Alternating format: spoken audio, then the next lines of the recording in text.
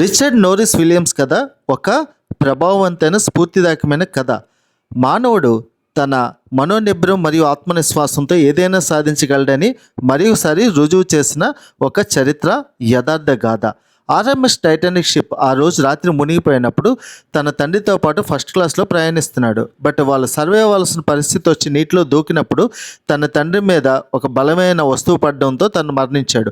తను మాత్రం బోట్లో ఎక్కాడు. కానీ తర్వాత తన 2 కాళ్ళు చాలా సేపు చలిలో మంచు నీళ్ళలో ఉండడం వల్ల అవి తీసేయాల్సిన పరిస్థితి వచ్చిందని డాక్టర్ గారు చెప్పారు. బట్ ఆయన అప్పటికే టెన్నిస్ ప్లేయర్ అవడం వల్ల తన కెరీర్ పోతుంది, ఆ కెరీర్ని కంటిన్యూ చేయాలన్న ఆలోచనతో దాన్ని రెఫ్యూజ్ చేశాడు.